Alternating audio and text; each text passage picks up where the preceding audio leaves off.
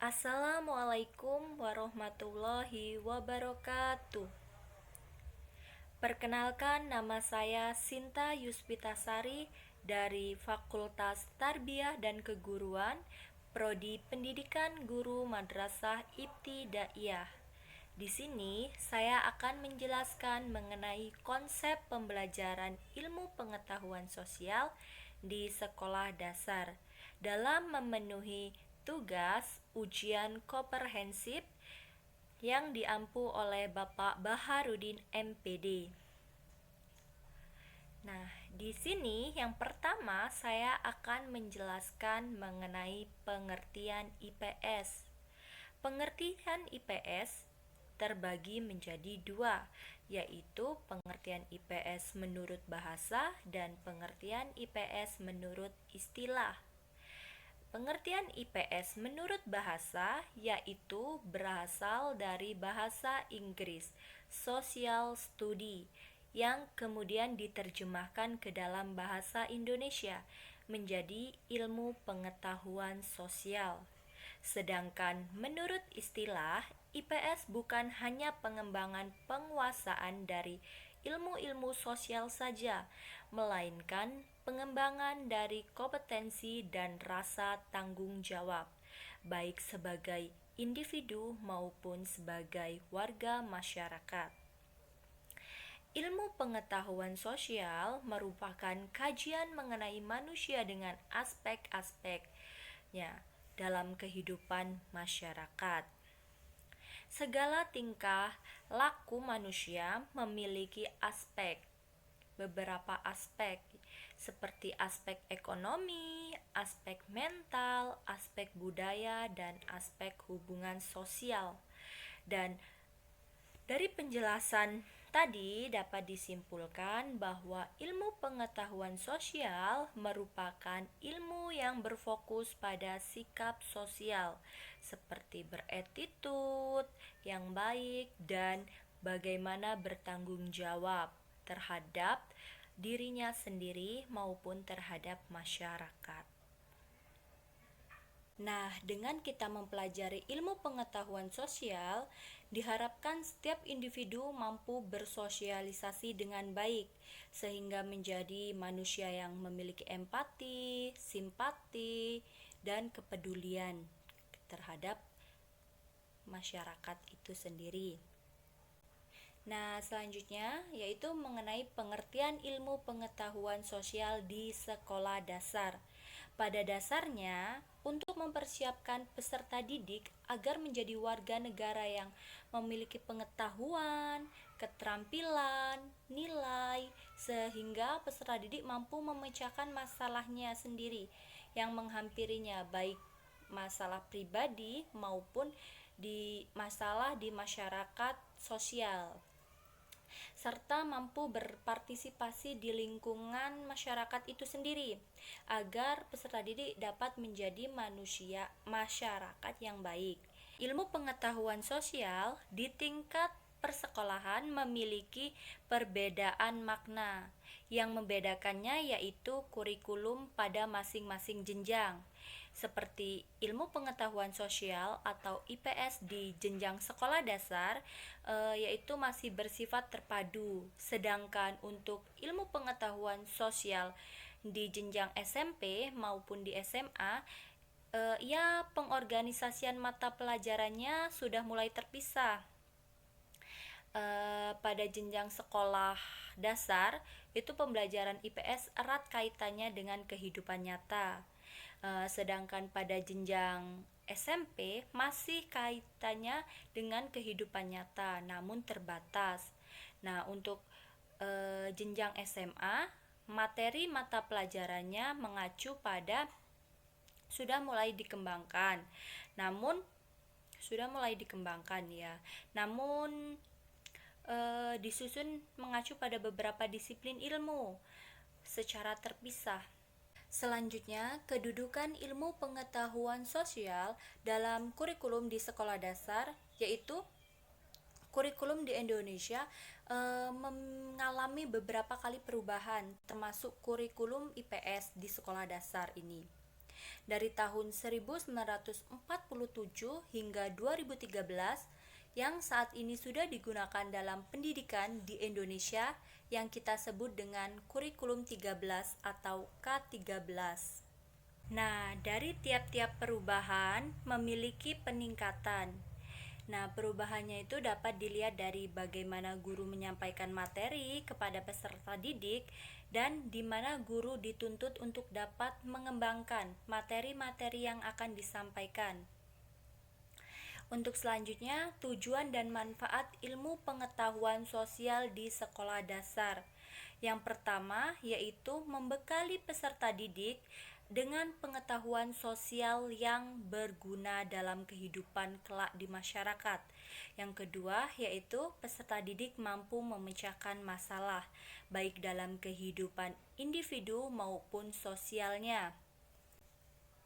Ya, dari aspek-aspek di atas, manfaat yang diperoleh setelah mempelajari ilmu pengetahuan sosial yaitu peserta didik dapat pengalaman langsung dan peserta didik memiliki adanya hubungan seperti timbal balik yang saling mempengaruhi antara kehidupan pribadi maupun dengan masyarakat. Di samping itu juga, peserta didik dapat terjun langsung ke masyarakat agar membentuk dirinya sebagai anggota masyarakat yang baik dengan menaati aturan yang berlaku dan turut pula mengembangkannya serta bermanfaat pula dalam mengembangkan pendidikannya ke jenjang yang lebih baik. Selanjutnya yaitu mengenai urgensi pembelajaran IPS. Nah, kualitas kehidupan bangsa sangat ditentukan oleh faktor pendidikan. Maka, peran pendidikan itu sangat penting untuk menciptakan kehidupan bangsa yang cerdas, damai, terbuka, maupun demokratis. Nah, pada era globalisasi ini,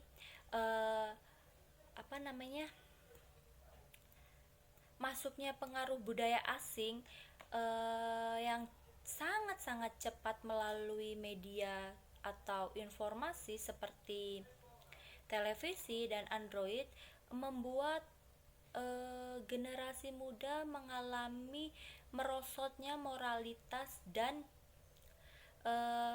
perilaku yang buruk yang dapat mengakibatkan generasi muda ini tidak sesuai dengan karakter dan budaya bangsa Indonesia. Disinilah sebenarnya peran orang tua, guru maupun masyarakat ini sangat dibutuhkan agar mewujudkan peserta didik ini menjadi warga negara yang baik dan sesuai dengan